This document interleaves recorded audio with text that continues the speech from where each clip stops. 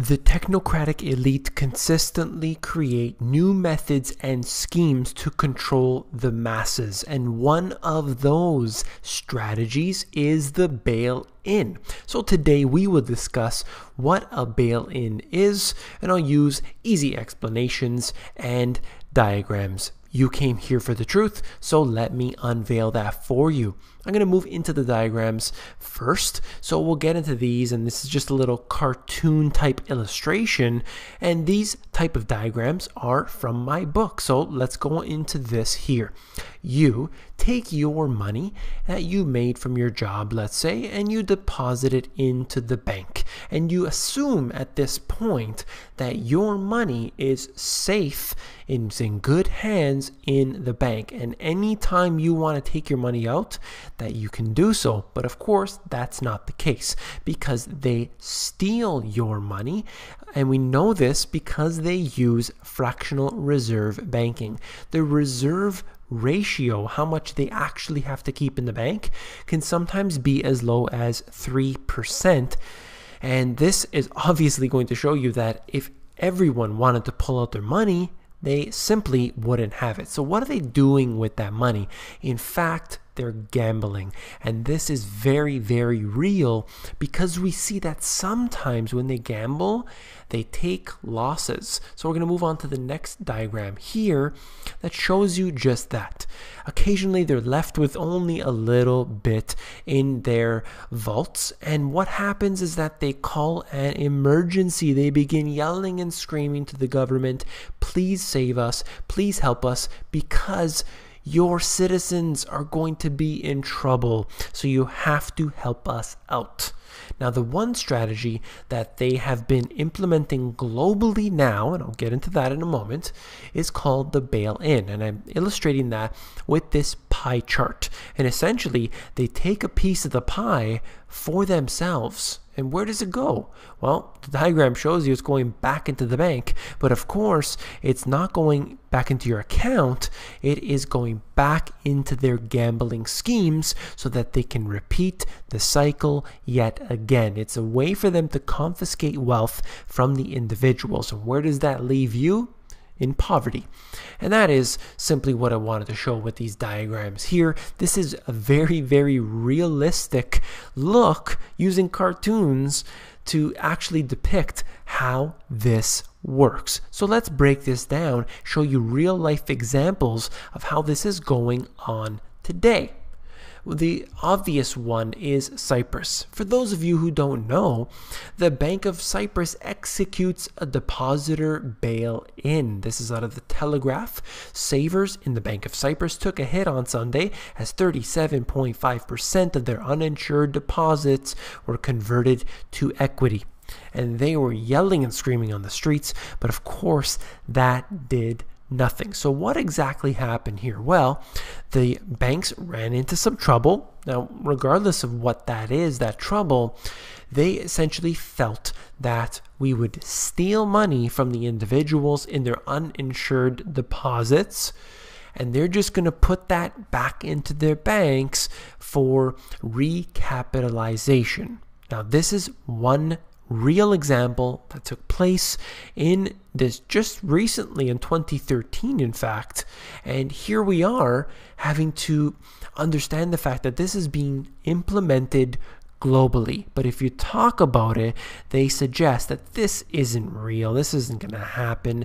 Don't worry about it. We're much stronger than Cyprus. But hang on for a moment as we go through these articles here. Under the new so-called quote, bail-in rules, globally, systemic banks will have to hold total loss absorbing capacity, equity, or debt that can be converted into shares of at least 16 to 20% of their assets weighted for risk. So this is what they're saying. They have globally systemic banks. They have big banks, what they call too big to fail. But with the bailouts, that was very unpopular. Of course, having to bail out the banks using trillions upon trillions of dollars to bail out these banks, that is simply not popular, not good for the politicians. So they'll use another scheme called a bail-in. Now, when Canada had this bail-in regime, as they called it, and they actually put it in their Action Plan 2013, which I'll discuss later on here. They actually said later on that this is not going to happen. It's going to be not the taxpayers. They're not going to get involved. Those people, their bank accounts, not going to get involved. This is just special funds that we set up that is just money sitting there for a rainy day, and we'll use that to have to bail out the banks. But the question I have is, if you had these rainy day funds, why did you have to use the bailout scheme only a few years back in the financial crisis? Where exactly was that money at that time? Why did you have to steal trillions of dollars from the taxpayers around the world in order to bail out the system? Well, the fact is that that money is not there. They gamble it over and over again. And how many times are we going to be swindled by their lies, by the propaganda? Well, I, for one, am not going to be swindled any longer. Let's look at this article out of the RT. New rules are being proposed that will force creditors, not taxpayers, remember that, to carry the losses of banks deemed too big to fail. The plans came after Western taxpayers were asked to pay trillions of dollars to bail out the banks in the 2008 financial crisis. It's practically exactly what I said, showing you on the previous tab. So I'll move on. The new global rules will force creditors to bear bank losses, ensuring that taxpayers' money should never be used to bail out banks. This is a complete joke, because look at what happened in Cyprus, and watch, they're not the only ones, and look how this is being implemented globally. I'm going to move on, so much to cover.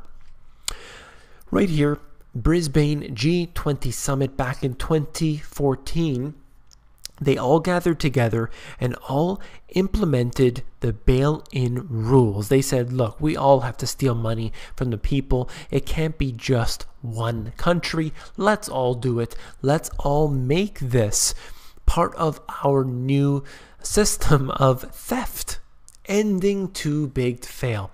The bail-in tool is a key component of the set of resolution powers that national authorities should have in place to deal with failing financial institutions. You could read the details for yourself. However, when you look into it, it essentially always says the same thing. I'll read you all these tabs in here coming up. They're all going to say the same thing. I'll move on quickly through them. But essentially, we don't want too big to fail. We don't want the bailouts. We don't want taxpayers affected. So we're going to implement something called a bail-in, which is going to be basically the saving grace for anything that should happen. We're going to use the creditors. They're not going to have to use the depositors. That's what they continue to say. I'm not believing it for a second, and I'll show you right here. One example, Dutch Bundesbank. A one-off wealth levy assessing the pros and cons and the importance of creditability. So, once again, you can go into this paper for yourself, but they call it a levy, they called it a tax, they called it a bail-in. You can use 100 different names, but when somebody takes money from another individual's account, whether that's a government, whether that's a bank, whether that's some sort of bank robber, whoever you want to call it, whatever you want to say, use different terms, terminology, translate it into 10 different languages, 100 different languages, it doesn't matter. It's called stealing. It's called theft. And that is the way I look at it. I always break it down to the most simplest terms. Call it a levy, Dutch Bundesbank. Call it a levy, that's fine. It's theft. Let's move on right here. Just more supporting evidence for this. Out of Market Watch, Germany okays plan to make creditors prop up the banks. And of course, they say that essentially they were the first to do this. The new bail-in rules are part of a package of German legislation on the European Banking Union, an ambitious project to centralize bank supervision in the Eurozone, and when banks fail, to organize their rescue or winding up at a European level. Once again, they're going to use the bail-in that is now a global policy. This is Germany, one of the strongest countries in the world, but of course, they're facing all of the same exact dangers. Look at this. In the UK, the strategy developed on the basis of powers provided by the UK Banking Act of 2009. So this goes far back, but right here, such a strategy would involve the bail-in brackets write down or conversion of creditors at the top of the group in order to restore the whole group to solvency. This is right from the FDIC.gov. They're talking about this information about the UK implementing the bail-in regime, whatever you want to call it. Again, this is obviously and clearly a global policy. What about this?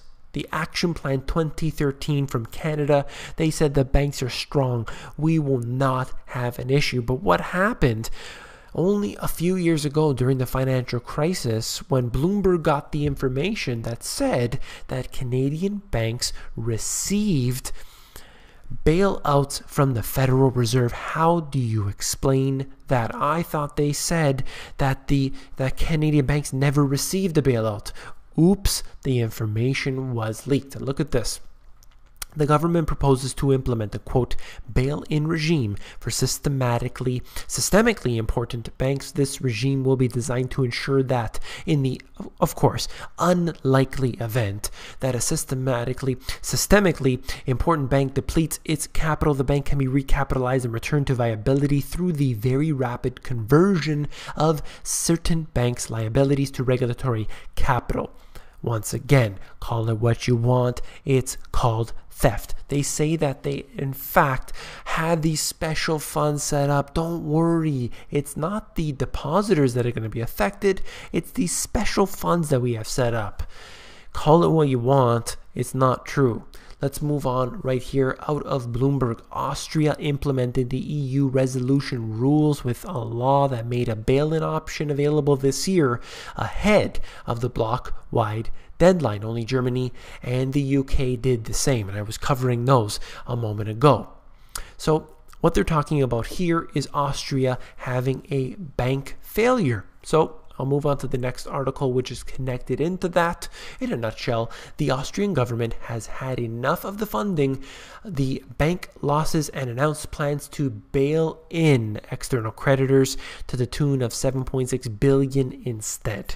So right there, they have one very near example. It isn't just Cyprus. It is a bail-in being implemented in Austria in a limited environment, of course, but it will continue. This will spread. This will be the new bailouts. So your money that's in the banking system is at risk. This is why I tell every single person, you do not keep savings in the bank. Yes, we need money in the bank to pay off the bills that we have, and perhaps we work a 9-to-5 job and the money gets deposited in there. I totally understand.